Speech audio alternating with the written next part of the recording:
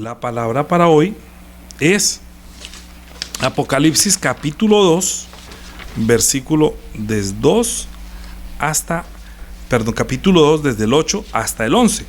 Todos vamos a leer, pero el título de la prédica es: Yo conozco tu tribulación y tu pobreza, pero tú eres rico. Leamos todos. Escribe al ángel de la iglesia en Esmirna, el primero y el postrero, el que estuvo muerto y vivió, dice esto: Yo conozco tus obras y tu tribulación y tu pobreza, pero tú eres rico. Y la blasfemia de los que dicen ser judíos y no lo son, sino sinagoga de Satanás. No tomas en nada, no temas en nada lo que vas a padecer. He aquí el diablo echará a algunos de vosotros en la cárcel para que seáis probados, y tendréis tribulación por 10 días. Sé fiel hasta la muerte, y yo te daré la corona de la vida. El que tiene oído, oiga lo que el Espíritu dice a las iglesias. El que venciere no sufrirá daño de la segunda muerte. Amén. Es que hemos venido predicando. Yo normalmente estaba predicando según la inspiración para un tema de todo el año. Es decir, que yo no estaba siguiendo un orden cronológico o escrito. Es decir, yo no cogí un libro, vamos a predicar el libro de Juan, y no, sino que según el Señor me ha dado, según el tema del año, que seamos santos, que triunfemos, bueno, lo que sea, hemos tenido el tema para todo el año. Pero estamos viviendo después de esta aparente enfermedad, que sí, bueno, no digo que haya enfermedad, no puedo negar, o sea, es que sí hay enfermedad. Lo que pasa es que cuando uno sabe de dónde procede la enfermedad y el engaño en el que hemos estado, pues uno despierta y uno se da cuenta, oiga, no, pero ¿cómo así? Ya me dijeron que era esto. Sí, muchos dicen que es que yo estoy negando.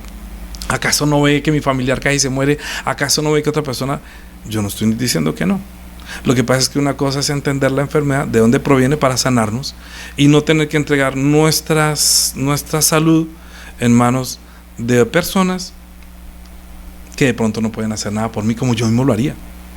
Cuando teníamos gripa, entonces de pronto uno decía, yo me voy a tomar una agua de panela con limón, y hasta iba al médico y decía, yo estoy enfermito, yo tengo gripa y tengo dolor de cabeza, y quería que le dieran una excusa para que no asistiera al trabajo. Hoy en día no puede decir que tuve gripa, es un delito. Entonces fíjate, ya nadie puede estornudar, no puede toser. Pero eso es porque no conocen, o sea, han paniqueado a toda la gente, la tienen bajo el miedo, y una persona con miedo le pasan muchas cosas. Por eso el miedo en medio de todo también viene por causa de la tribulación, por causa del engaño, por lo que nos han enseñado que verdaderamente no tiene nada que ver con la verdad. Nosotros, cuando conocemos la verdad, somos libres, tenemos acceso a entrar al trono de la gracia. Hay personas que de pronto pensaban que no pueden acercarse al Dios viviente porque se sienten pecadores. Nosotros estamos diciendo, según lo que dice la Biblia, que tenemos acceso a nuestro Padre, a nuestro Dios, siendo hijos, y poderle llamar Padre con toda libertad. Así que nada ni nadie nos impide, los que hemos nacido de nuevo del agua y del Espíritu, encontrarnos con un Dios vivo a quien nosotros llamamos Padre y oramos: Padre nuestro que estás en los cielos. ¿Y esto por qué? Porque Dios es todopoderoso. No podríamos entender el mensaje a la iglesia de Esmirna, como tampoco hubiéramos podido entender el mensaje a la iglesia de Éfeso, si no hubiéramos entendido verdaderamente que Él lo que nos está prometiendo es comer del árbol de la vida que está en medio del paraíso de Dios. La gente dice, la iglesia de Éfeso inmediatamente dice: perdió el primer amor, has dejado tu primer amor. No necesariamente ha dejado el primer amor, pero sí de pronto puede entender las obras de los nicolaitas, o sea que la prédica puede servir.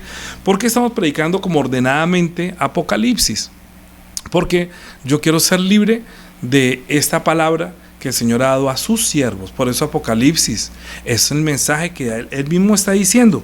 Apocalipsis capítulo 1 dice, versículo 1: la revelación de Jesucristo que Dios le dio para manifestar a sus siervos las cosas que deben suceder pronto, y la declaró enviándola por medio de su ángel a su siervo Juan, el cual ha dado testimonio de la palabra de Dios y el testimonio de Jesucristo y de todas las cosas que ha visto. Bienaventurado el que lee y los que oyen estas palabras de la profecía y guardan las cosas en ellas escritas, porque el tiempo está cerca.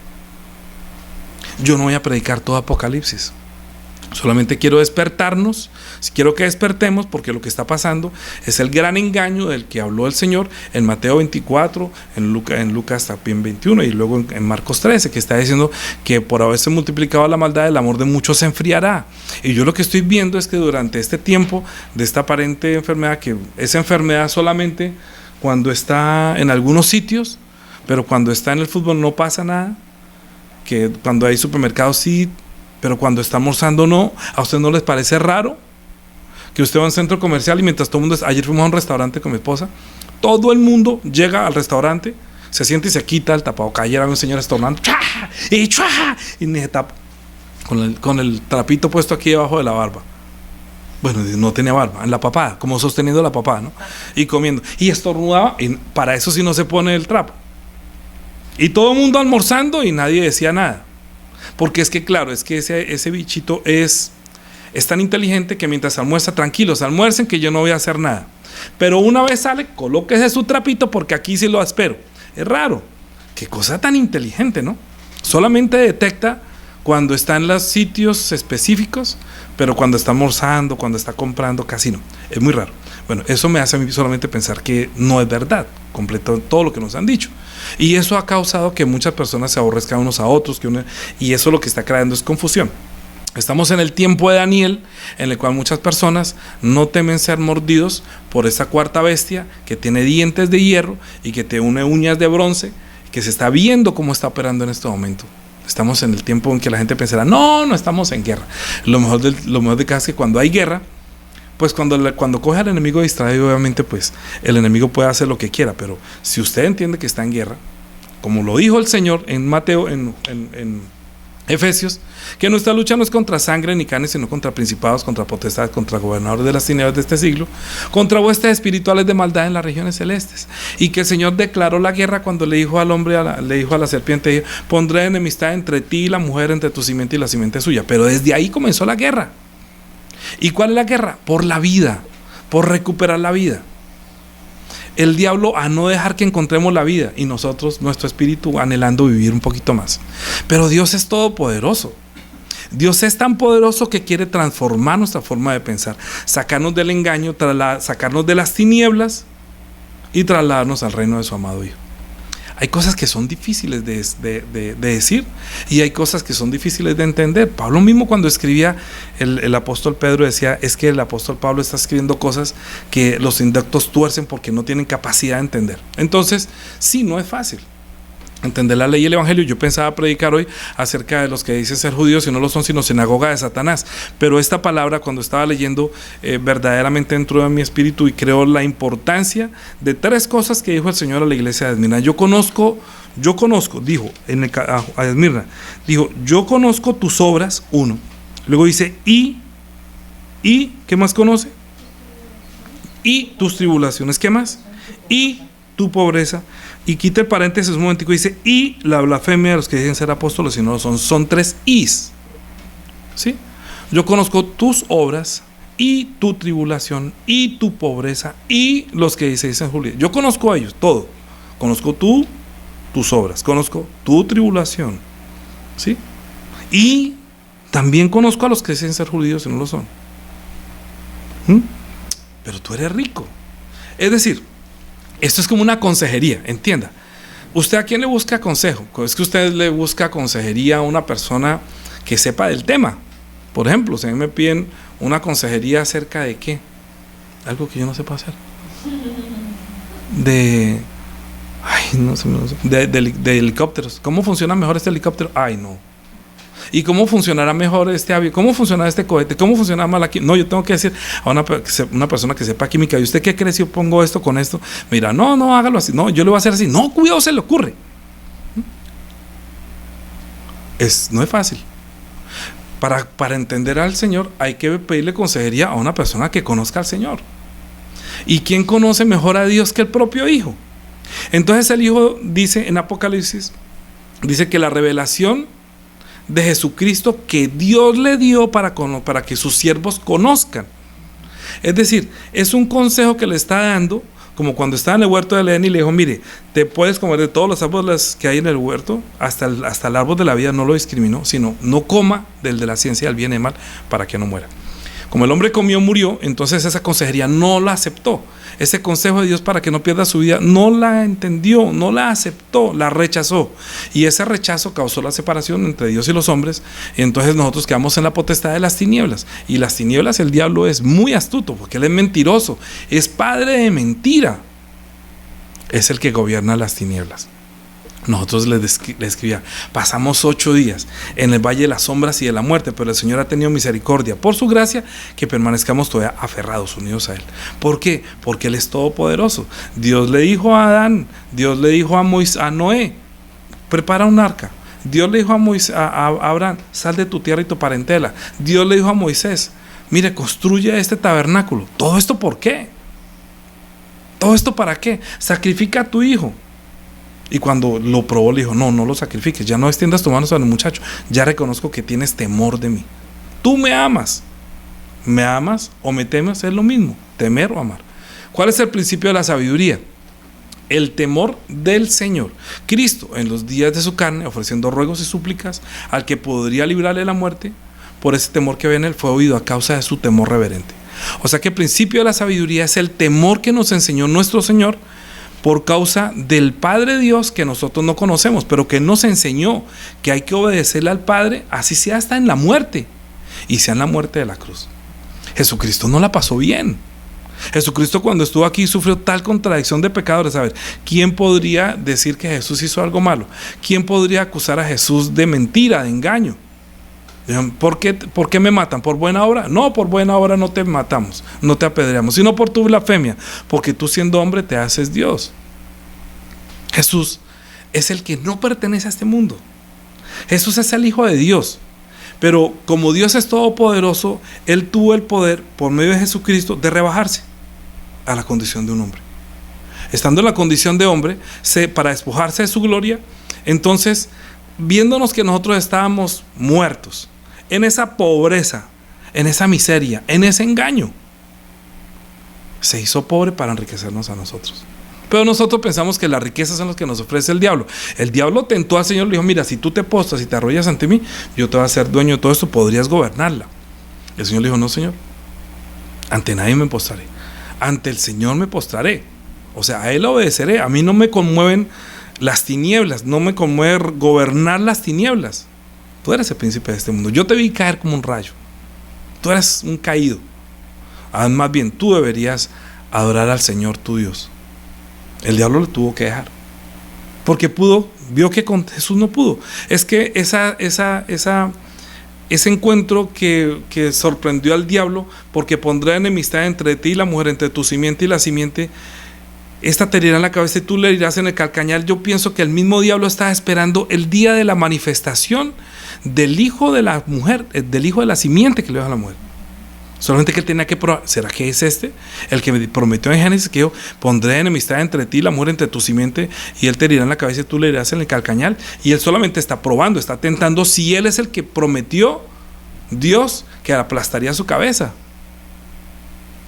Porque como Dios es todopoderoso, por amor a nosotros, se hizo hombre, se despojó a sí mismo, tomando forma de siervo, y estando en la condición de hombre, se humilló para obedecer al Padre hasta la muerte, y muerte de la cruz.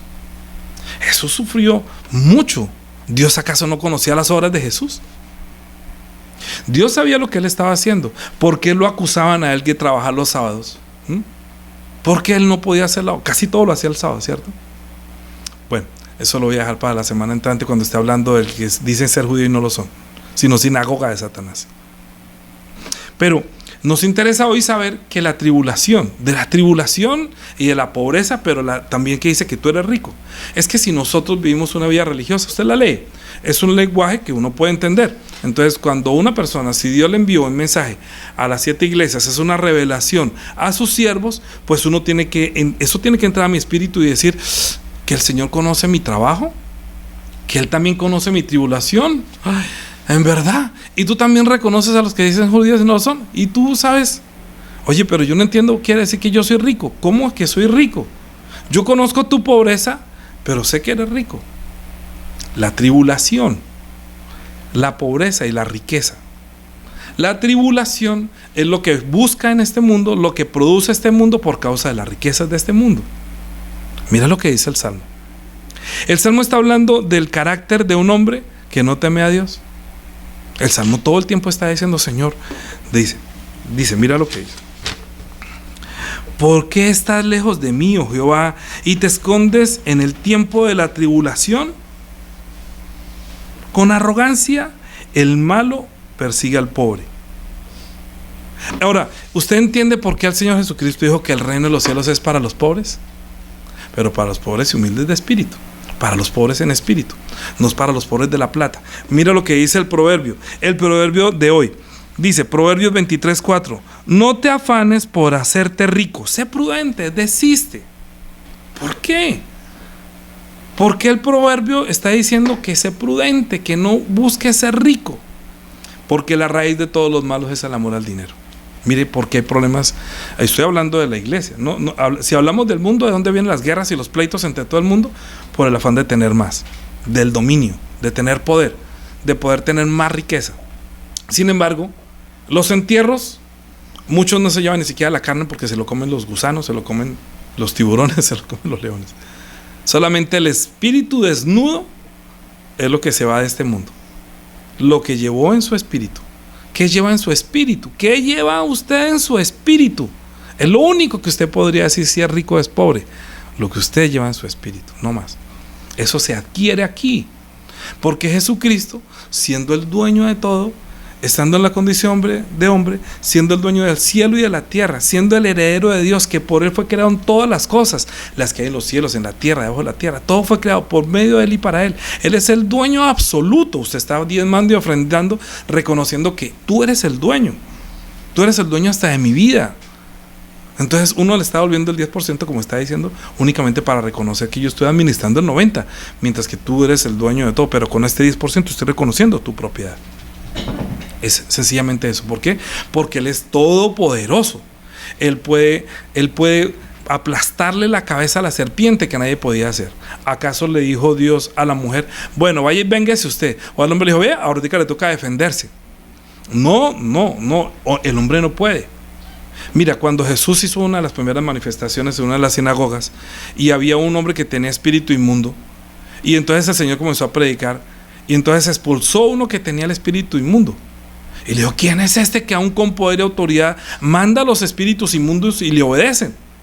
Y se difundió su fama por toda la tierra, porque es que nadie podía dominar a este mundo espiritual. Cuando Jesucristo se manifestó, el diablo también se manifestó. Entonces, ¿por qué? ¿Para qué Dios manifestó esa prueba que el diablo existe, que en la tentación del Señor no es? Bueno, no le dice, ay, que el diablo tentó al Señor. Sí, que con el pan, que lánzate, que va a mandar ángeles, que arrodilles ante mí. Él lo tentó. Eso fue un momento de tribulación para el Señor, pero no estaba angustiado, porque Él sabía quién era. Solamente que con esa prueba nosotros entendemos que estamos viviendo donde está el trono de Satanás. Para eso también está escrito eso allí. Para que nosotros entendamos que como no tenemos lucha contra sangre ni carne, sino contra aquel que engañó a la humanidad desde el principio, que es un mentiroso y que nos quiere mantener en el engaño hasta el día de nuestra muerte. Por eso si no uno muere engañado, pues ¿para dónde se va? Para el lugar caliente donde lo está esperando también el padre Satanás, el padre diablo. El infierno no fue creado para los hombres.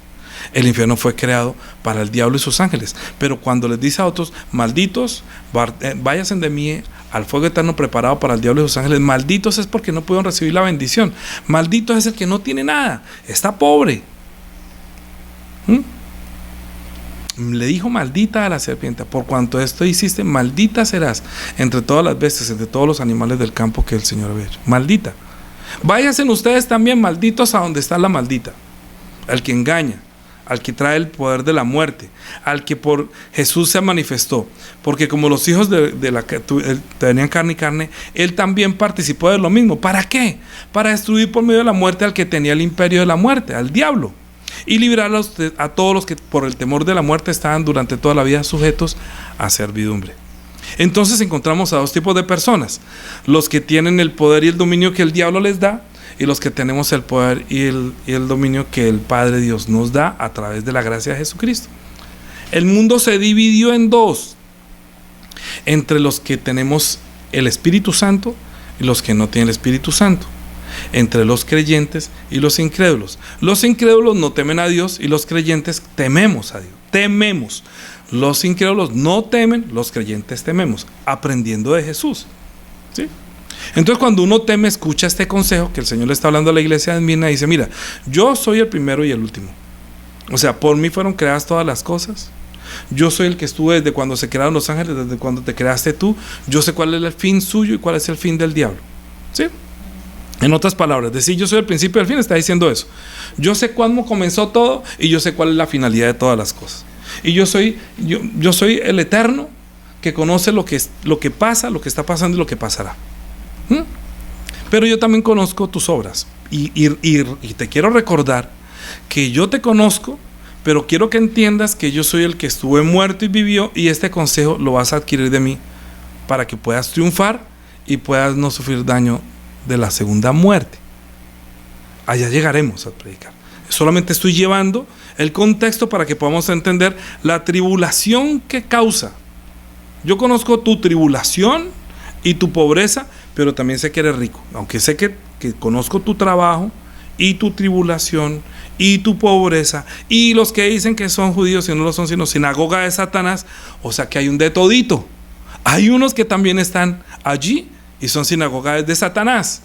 ¿Entiende? Nosotros tenemos que estar despiertos para entender eso.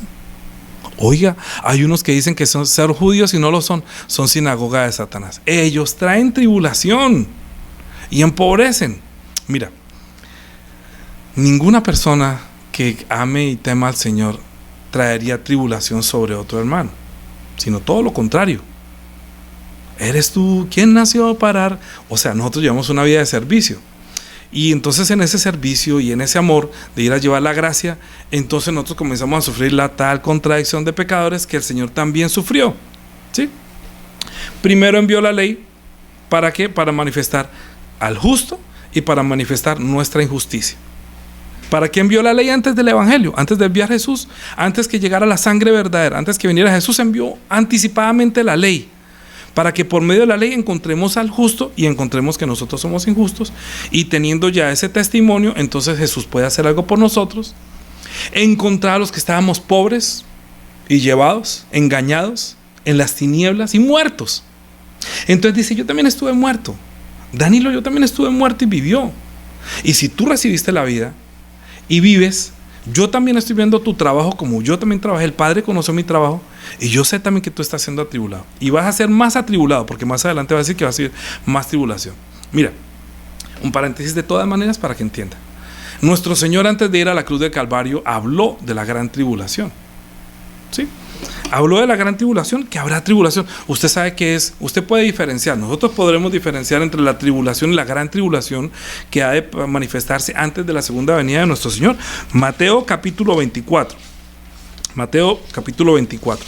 Estoy hablando de la primera tribulación que está hablando el Señor que vamos a recibir en este mundo. Si nosotros no entendemos la tribulación que nos espera, no podemos entender el mensaje de Mina donde dice, yo conozco que tú también estás siendo atribulado. ¿Me entienden? ¿Por qué vuelvo y digo esto? Entiéndame. El Señor es todopoderoso y Él puede hacer mucho por nosotros porque Él pasó por acá y Él sufrió esto. ¿Sí? Entonces Él conoce, también supo.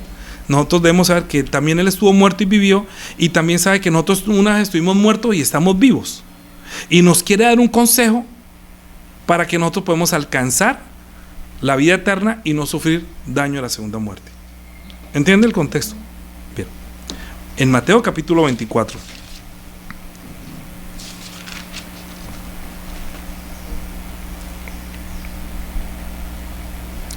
A ver, ¿dónde dice? 24, 21. Dice, 21. Porque habrá entonces gran tribulación, la cual no ha habido desde el principio del mundo hasta ahora, ni la habrá.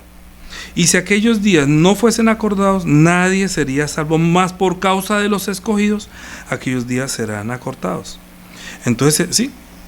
Si va a haber una gran tribulación, va a haber una tribulación y va a haber una gran tribulación.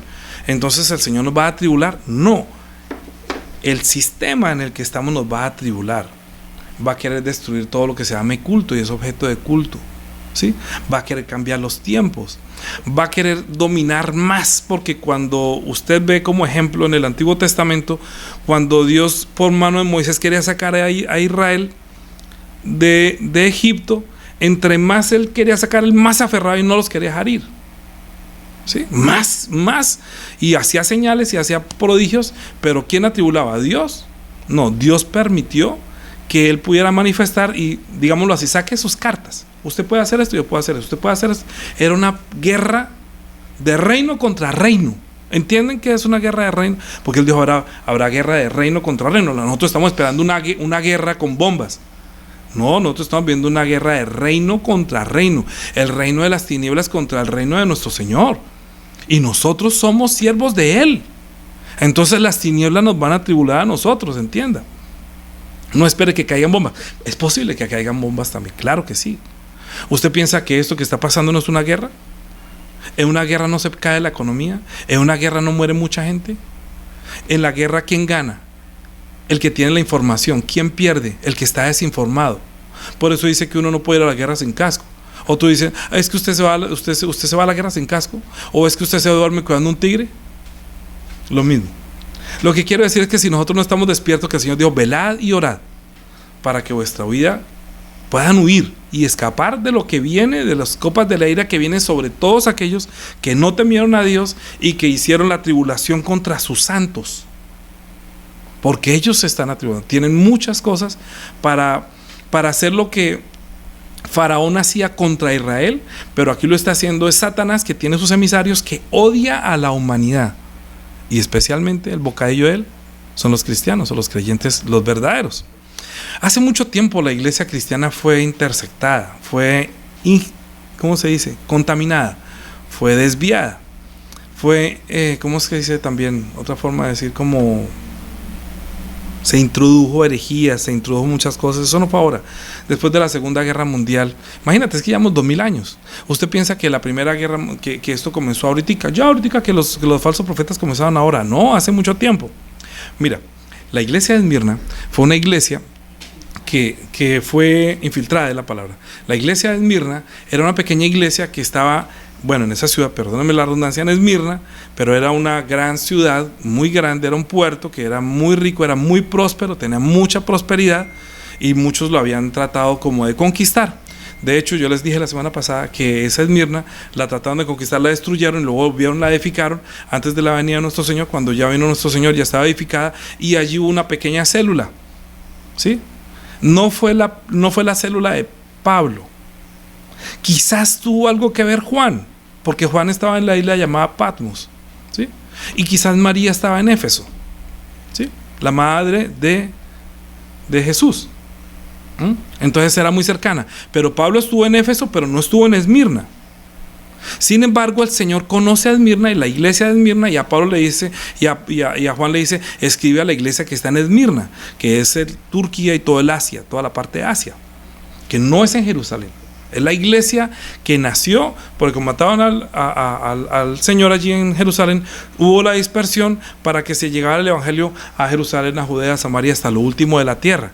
Entonces esto comenzó como con un efecto grande y llegó a Esmirna, y cuando llegó a Esmirna, el evangelio estaba siendo el evangelio del primer siglo, de la iglesia del primer siglo, donde la gente se ayudaba, se servía, como decía capítulo 1, vendían sus propiedades, ayudaban, se asistían, había un amor verdadero, genuino, podrían poner su vida por el Señor. Por eso le está diciendo, mira, yo también estuve muerto y vivió. Yo sé que a ustedes también los van a matar por causa de mí. Él dijo, mire, le estoy diciendo esto para que cuando ustedes no diga que no les dije, pero por causa de mí los van a perseguir, los van a matar. Cualquiera que lo mire van a hablar toda clase de mal contra ustedes mintiendo. Cada vez los verdaderos cristianos sostener la vida de fe no es fácil. Mira, si uno se pone a pensar en la iglesia, cuando yo miro, por ejemplo, las personas que nos ven, que nos siguen, que nos escriben, hombres sí hay, pero muy poquitos. ¿Qué es lo que más hay? Mujeres. Yo no sé, ¿no? Porque hay más mujeres, no sé. Digamos que yo lo que yo creo es que la mujer tiene una responsabilidad innata dentro del dolor que le causan los hijos. Y la mamá casi siempre está orando más por sus hijos. El hombre siempre está como llevando la cuestión más lejos y está mirando una visión mucho más, tiene un trabajo, una obra del Señor mucho más diferente, una responsabilidad diferente. Yo digo que el hombre que se convierte al Señor se vuelve como Pablo, ¿sí? Como Juan, como Pedro, porque tuvo 12 discípulos, no tuvo 12 mujeres, pero las mujeres fueron las creyentes, pero tiene una responsabilidad por dentro como mujer, que es el amor tan grande que tiene por sus hijos, que es el amor entrañable de la iglesia. O sea, la mujer representa a las entrañas de una mujer, a las entrañas de la iglesia. ¿Me está entendiendo? ¿Sí? No quiere decir que Dios no la use, entienda. Hay mujeres pastoras y hay mujeres que se consagran y entregan toda su vida, pueden ir como mártires. Pero lo que estoy diciendo, se lo estoy diciendo es porque en Esmirna el primer obispo que murió era Policarpo, más o menos en el año 60 después de Cristo. Murió en la estaca. ¿Sabe qué es la estaca? Ponen una estaca, le prenden candela y lo ponen como escarmiento a la salida del teatro, para que todo el mundo vea. Igual como mataron a Jesucristo a la salida del teatro, para que todo el mundo vea, y lo ponen como escarmiento. ¿Qué es lo que quieren hacer los incrédulos con nosotros? Ponernos como escarmiento. Siempre que usted está haciendo la obra del Señor, va a tener, cuando usted está haciendo su obra, usted va a tener tribulación. Es decir, cuando usted está siendo atribulado por los que son incrédulos o muy carnales, diga, voy por buen camino. ¿Sí me entiende? Jesús también, él salió, lo comenzaron a perseguir, los judíos lo querían matar, lo iban a apedrear, voy por buen camino. Cuando Pedro le dijo, ay Señor, tal cosa no te acontezca, apártese de mí, Satanás. Es que el camino no es fácil. Todo el mundo quiere guardar su vida, todo el mundo quiere salvar su vida, todo el mundo quiere guardar su platica y no perder la casa y no perder todo. Pero esta gente en Esmirna lo perdía todo. Todo por causa del evangelio. Por eso decía, yo conozco tu pobreza, porque les quitaron todo. ¿Usted qué piensa que va a pasar ahora? No va a poder comprar, no va a poder vender. Quizás lo pierda todo. ¿Usted estaría dispuesto a perderlo todo porque entiende el engaño en el que está todo el mundo? No sé. Estamos viviendo 2000 años después de nuestro Señor. No sé si esa inspiración de la iglesia de Esmirna, que dice, yo conozco tu trabajo, tu tribulación, tu pobreza, aunque sé que eres rico, pero conozco tu pobreza. Pero también los que se dicen ser judíos y son una sinagoga de Satanás. Cuando vino Jesús, ¿qué encontró? La sinagoga de Satanás. Yo conozco que esa sinagoga me quisieron matar. Decían que eran judíos, pero no era judío. ¿Quiénes mataron? ¿Quiénes llevaron a la muerte al Señor? Los judíos. ¿A quiénes vino primero? A los suyos vino, y los suyos, los judíos, los que debían esperar, los que debían recibir, no lo recibieron. Todo el que se vuelve religioso se vuelve como un enemigo del que es espiritual. El que nace de nuevo, el que recibe el amor del Señor, en quien no hay engaño, el que no necesita fingir el amor, el que no necesita fingir fe, sino que el Espíritu Santo lo lleva, va a tener tribulación porque quiere hacer la obra, pero va a encontrar mucho obstáculo. Entonces, en esa soledad, en esa vida solitaria, hoy cantamos, si alguna vez mi corazón, a mí me mueve mucho, ¿no? Duras pruebas tuvo que enfrentar, tu amor, Señor, de nuevas fuerzas mi vida llenó. Es que, ¿cómo más puede uno sostener su vida de fe si no es por el poder del Espíritu Santo? Hemos llorado las veces que usted crea, a solas, quizás, no sé, o a público, no importa. Ay, que tan llorando, ¿usted por qué llora? Pues claro, usted parece como un pájaro disecado. Pero es que, ¿qué hacemos con un pastor disecado o un miembro de la iglesia disecado que no le incomoden ni las lágrimas de una persona que verdaderamente está siendo atribulado? Pero el atribulado es su vida, que yo digo hoy por medio del Señor. Cuando está atribulado, el Señor te está diciendo, yo conozco tu tribulación y tu pobreza. No se preocupe, yo conozco también la pobreza, pero tú eres rico. Tu tribulación, ¿a quiénes es el tribulación? Mire, vamos a dar un ejemplo. Aquí, ¿sobre quién es la tribulación? Vamos a hablar. Proverbios capítulo 1. Proverbios 1. A los que no tienen la sabiduría. ¿Para quién es la tribulación? Para los que no tienen sabiduría. Los que tienen sabiduría escuchan el mensaje. No pienses en hacerte rico, desiste. ¿Por qué? Porque este mundo busca hacerse rico. Por causa de la riqueza, hasta en la iglesia muchas veces a los ricos siéntate por acá y al pobre hágase por allá. ¿Usted qué está haciendo acá? Porque no mira el corazón, sino mira el bolsillo o la billetera. ¿Hay acepción de personas en la iglesia?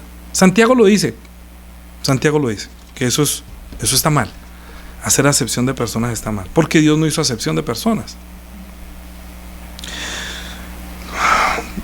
Proverbios capítulo 1, versículo, vamos a leer desde el 20, hablando de la sabiduría, para que entienda qué es la tribulación. ¿Y a quiénes escucha el Señor? ¿A quiénes escucha el Señor en la tribulación? La sabiduría clama en las calles, alza su voz en las plazas, clama en los principales lugares de reunión, en las entradas de las puertas de la ciudad, dice en sus corazones: ¿hasta cuándo, oh simple, amaréis la simpleza? Y los burladores desearán el burlar, y los insensatos aborrecerán la ciencia. Volveos a mi reprensión. He aquí, yo derramaré mi espíritu sobre vosotros y os haré saber mis palabras. Uy, es que la persona que anhela la sabiduría, a uno se le destapa todo.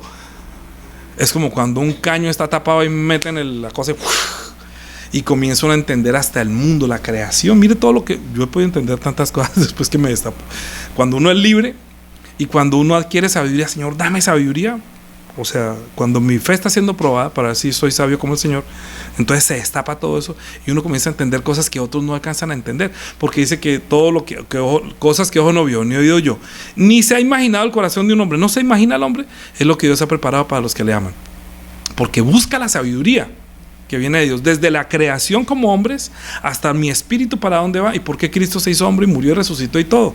Entonces ya uno entiende un contexto, ¿por qué estoy yo aquí en este mundo? ¿Qué estoy haciendo? ¿De dónde vengo? ¿Para dónde voy? ¿Por qué me puso acá? ¿Cuál es mi principio? Él es el principio, al final nos muestra todo, nos lo muestra con toda seguridad.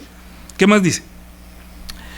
Dice, por cuanto llamé y no quisisteis oír, extendí mi mano y no hubo quien atendiese, sino que desechasteis todo consejo mío y mi reprensión no quisiste. También yo me reiré en vuestra calamidad y me burlaré cuando os viniere lo que teméis. Cuando viniere como una destrucción lo que teméis, y vuestra calamidad llegare como un torbellino, cuando sobre vosotros viniere tribulación y angustia, entonces me llamarán y no me responderé, me buscarán de mañana y no me hallarán, por cuanto aborrecieron mi sabiduría y escogieron lo que me desagrada y no escogieron el temor del Señor, ni quisieron mi consejo y menospreciaron toda reprensión mía. Comerán del fruto de su camino y serán hastiados de sus propios consejos, porque el desvío de los ignorantes los matará y la prosperidad de los necios los echará a perder.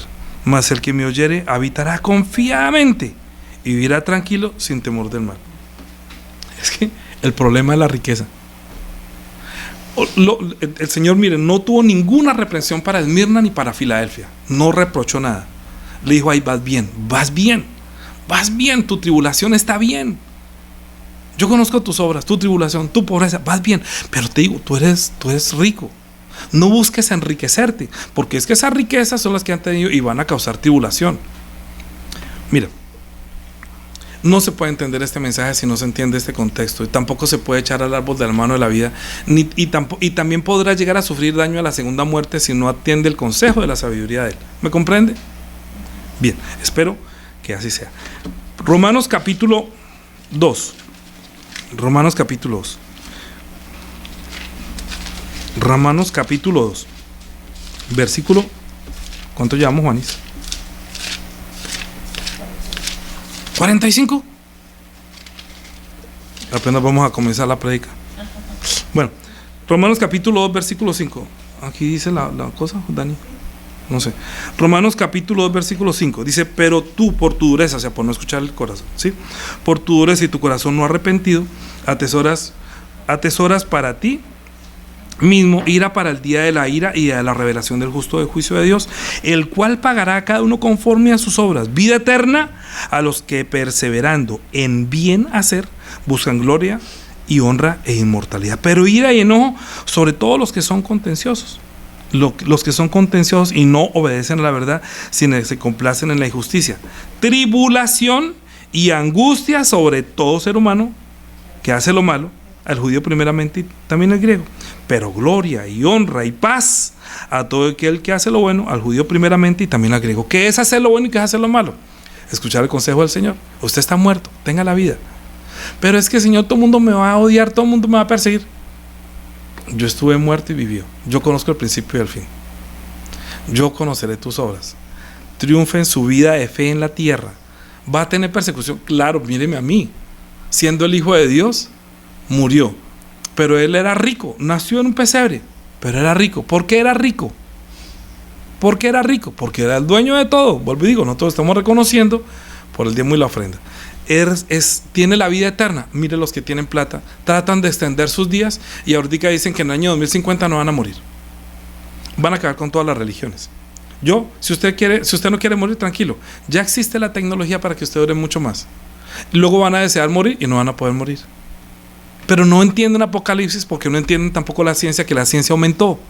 Y no saben todo lo que le están inyectando a la gente porque es una prueba para lo que viene para los años 40 al 50.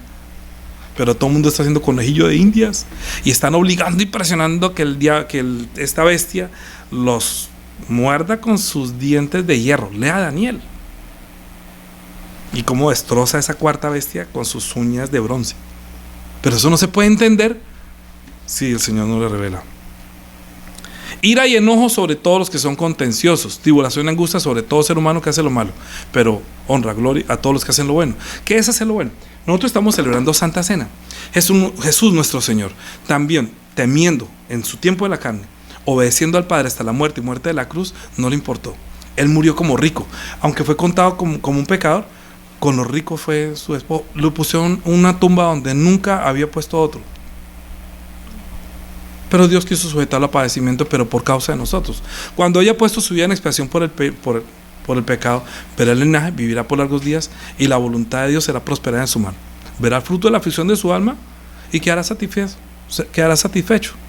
Dios quedó satisfecho con lo que el Hijo hizo, aunque lo mataron, aunque lo escupieron, aunque sufrió tal contradicción de pecado. Nuestro Señor, con todo, tenía felicidad. ¿Usted piensa que Él estaba, cuando está diciendo, Padre, ¿por qué me has desamparado? ¿Está sintiéndose solo? No. Él más importante para él era tener la relación con el Padre. Él dijo, no me ha dejado solo. Pero Pilato le decía, pero usted no ve que yo le puedo salvar. Usted no puede hacer nada si el Señor no le había puesto eso en su mano. Tranquilo, que más pecado tiene el que me entregó a su mano.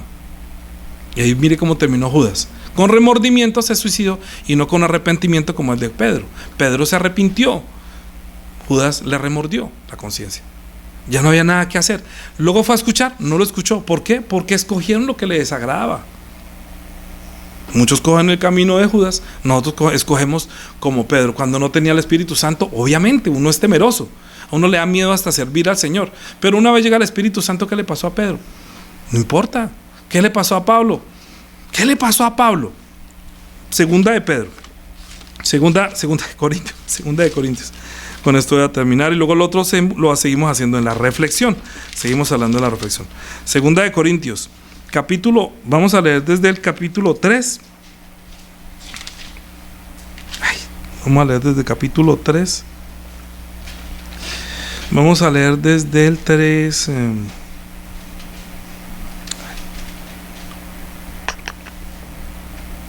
Desde el 16. Esta es partecita de la prédica de la semana entrante. Como ya la estaba cocinando, entonces más o menos ya la entiendo.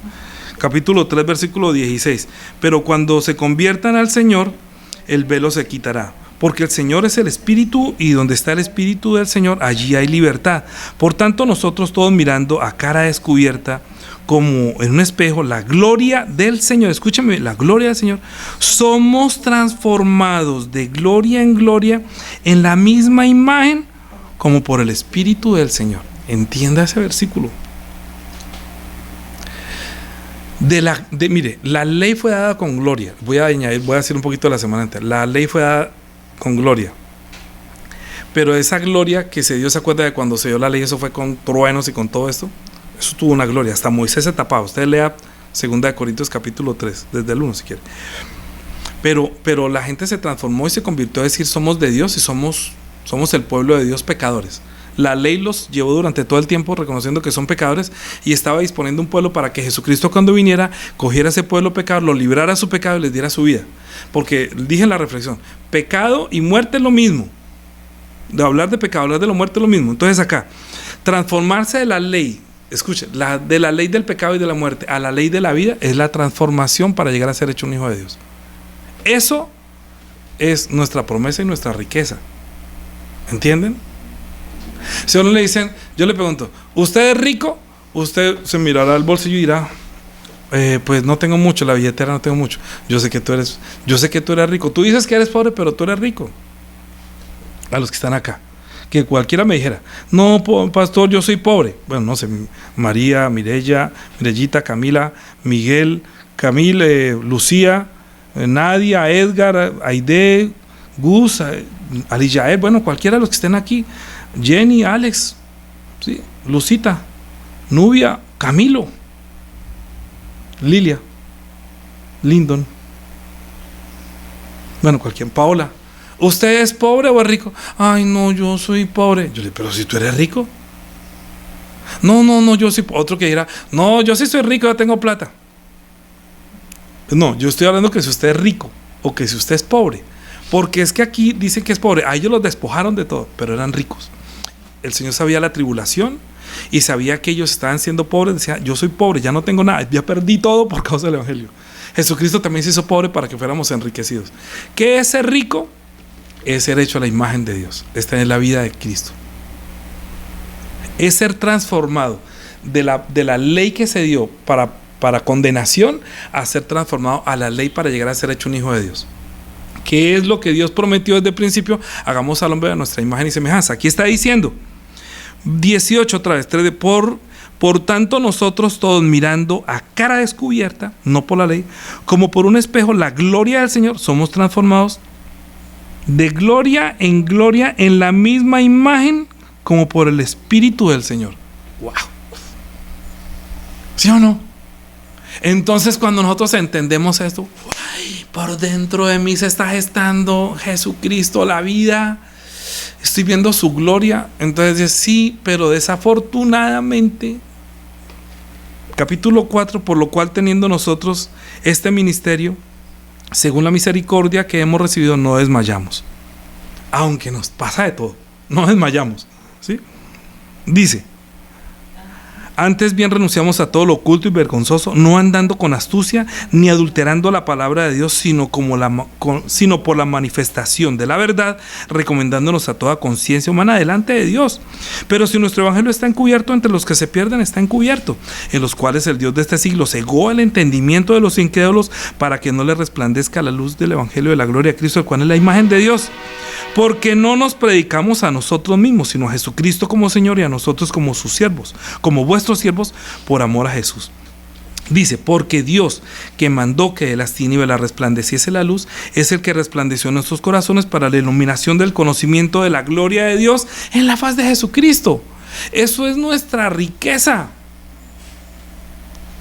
Somos hijos de Dios. Somos hechos a la imagen de Cristo. Hemos sido transformados de un pecador muerto, de un maldito, a uno que tiene la bendición, que es el Hijo de Dios.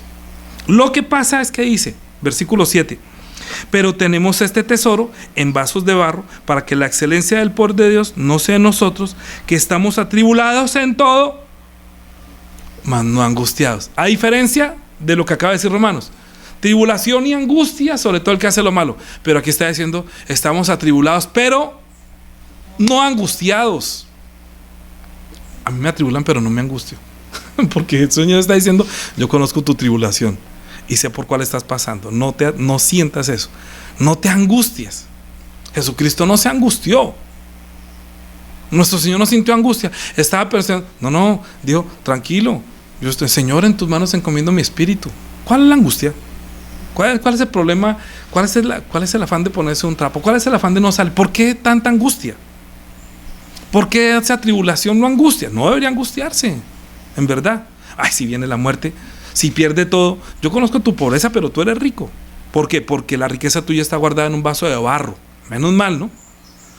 Por eso es que yo digo que uno no debe hacer acepción de persona, porque el barro es una cosa. Yo he visto floreros de vidrio, floreros de, Juanita a veces pone de madera, ponía unos de chamizos, pero era donde ponían las flores.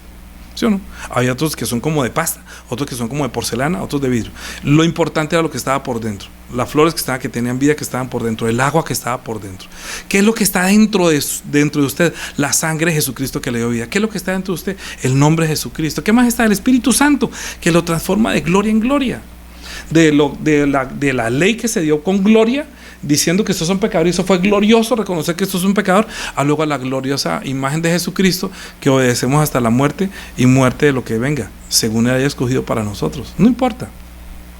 Aunque usted piense que es pobre, usted es rico en vida. Mire, dice así, perseguido, dice 8, que estamos atribulados en todo, mas no angustiados, en apuros, mas no desesperados, perseguidos, mas no desamparados, derribados, mas no destruidos, llevando en el cuerpo siempre, por todas partes, la muerte de Jesús, para que también la vida de Jesús se manifieste en nuestros cuerpos.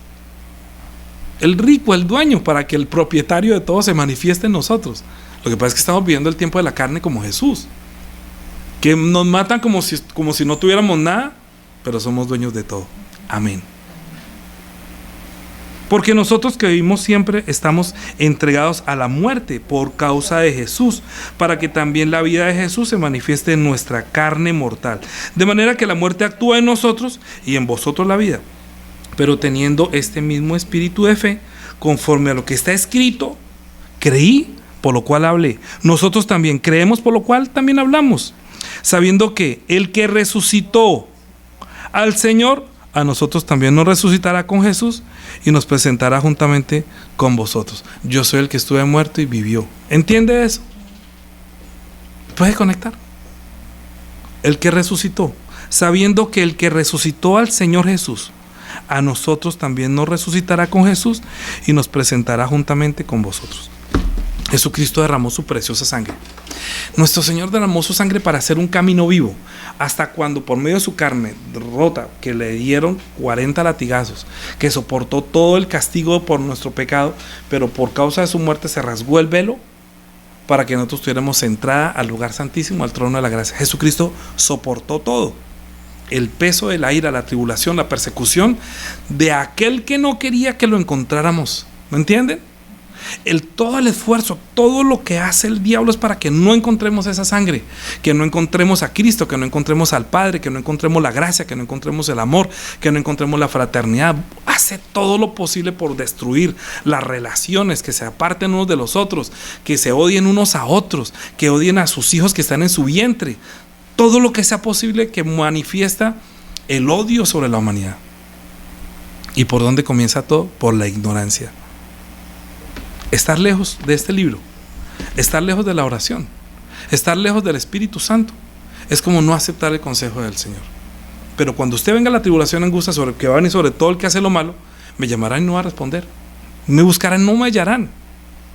Porque escogieron sus propios consejos, se saciaron de lo que ustedes querían para usted, se quisieron enriquecer porque mostraban a la riqueza de este mundo. Soy rico, dijo, pero si esta noche vienen a pedir tu alma y lo que has guardado, ¿para quién será? A la iglesia de Esmirna, que está padeciendo como este primer obispo que murió también, Policarpo, que murió en la estaca, él le está diciendo, ¿por qué creen que este señor, que era en ese entonces no había la iglesia que hay hoy día, que es mundial, ¿no? En el año 1960 no se ha fundado. Este obispo era un obispo de la iglesia cristiana, o sea, una persona que llevaba el liderazgo de la iglesia cristiana, y él no temió ir a la estaca, como Jesucristo tampoco tuvo temor de ir hasta la cruz del Calvario y morir como si fuera un pobre, como quitándole todo, como despreciado, como angustiado. Pero no estaba angustiado. Muchos de ellos que murieron cantando alabanzas al Señor, porque mostraron que no estaban angustiados. Más ira les daba, que estaban muriendo, quería que se, ay no, por favor. Si Judas, si acaso Pilato no le dijo, pero ¿por qué no me dices a mí? Yo podría librarte. No, tranquilo, yo a usted no le voy a pedir clemencia. Padre, en tus manos encomiendo mi espíritu. ¿Está angustiado? Jesús dijo, no, yo resucitaré al tercer día. El que le resucitó a Jesucristo a los muertos no lo resucitará a usted para hacerlo corredero con Cristo de todas las cosas. O sea que usted también es rico. ¿Cuál pobreza? Yo sé su tribulación que está pasando en este mundo. Mira, si una persona no está tribulada, quiere decir que no está siendo probada. Así de sencillo. La tribulación, dice que gozaos en las tribulaciones, porque la tribulación produce paciencia, y la paciencia prueba, la prueba esperanza. Romanos capítulo 5. ¿Y por qué? Porque si no es por el Espíritu Santo, nadie podría resistir la tribulación. 3. Y no solo esto, Romanos 3:3, y no solo esto, sino que también sabiendo, no, vamos a leer desde el 1. Justificados pues por la fe, tenemos paz para con Dios por medio de nuestro Señor Jesucristo, por quien también tenemos entrada a esta fe, a esta gracia en la cual estamos firmes y nos gloriamos en la esperanza de la gloria de Dios, o sea, en la gloria de ser como Jesucristo. Y no solo esto, sino que también nos gloriamos en las tribulaciones, sabiendo que la tribulación produce paciencia, la paciencia prueba y la prueba esperanza, y la esperanza no nos avergüenza, porque el amor de Dios ha sido derramado en nuestros corazones por el Espíritu Santo que nos ha sido dado. Porque Cristo, cuando aún éramos débiles, en su tiempo murió por los impíos. Cuando éramos pobres, murió, se empobreció para enriquecernos a todos nosotros. Hoy celebramos Santa Cena. Hoy estamos diciendo que el Señor nos enriqueció con vida, nos enriqueció con su Espíritu, nos enriqueció con dones espirituales, nos enriqueció haciéndonos coherederos con Cristo. Así usted diga que no tiene nada, así usted no sepa hablar, así usted no sepa muchas cosas, pero usted sabe que es rico según las riquezas de Dios en Cristo Jesús. Recuerde que ese tesoro está guardado en un vasito de barro. Somos solamente un barro que un día los gusanos se lo comerán, no sé, pero por esta fe tenemos entrada al reino de los cielos donde está nuestro Señor, y vamos a entrar como coherederos en Cristo. Y la mujer, la esposa, como coheredera. Eso también. Oremos por nuestro espíritu, y también oremos para tomar Santa Cena. Cuando celebramos Santa Cena, primero entregamos el pan. Cuando todos tenemos el pan, entonces hablo, oramos, y luego reparto la copa, luego tomamos todos al tiempo. Amén. Señor, te damos gracias porque tú nos estás dando un consejo, que aunque nosotros estamos pasando por la tribulación, pero tú conoces nuestras obras, y sabemos que vamos a pasar también un tiempo de gran tribulación. Solamente estamos comenzando a sentir los primeros sabores de las tribulaciones que algún día tú soportaste, y que la verdadera iglesia, que es tu cuerpo, va a tener que pasar la tribulación.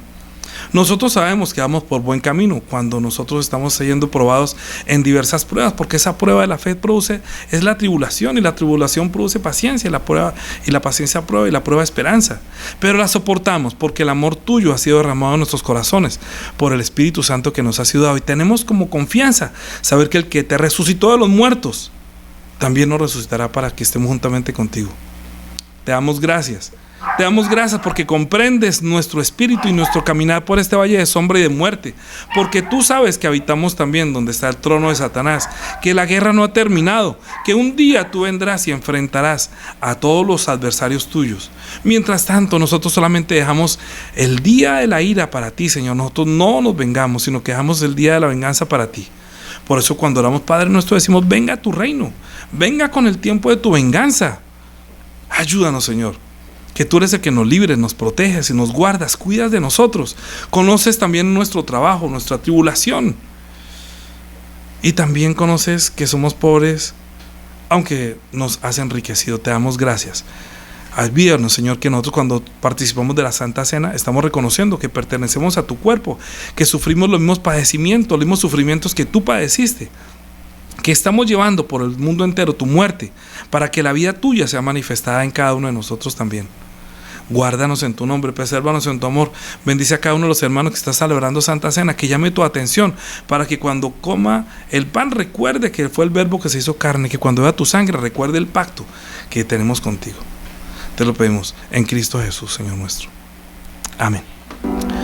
De ahora en adelante, la gracia de nuestro Señor Jesucristo, el amor de nuestro Dios y Padre, la comunión y la guía del Espíritu Santo sea sobre todos los hermanos, a quienes el Señor conoce su trabajo y también su tribulación y su pobreza, pero que hoy reconoce que es rico en Cristo Jesús para siempre.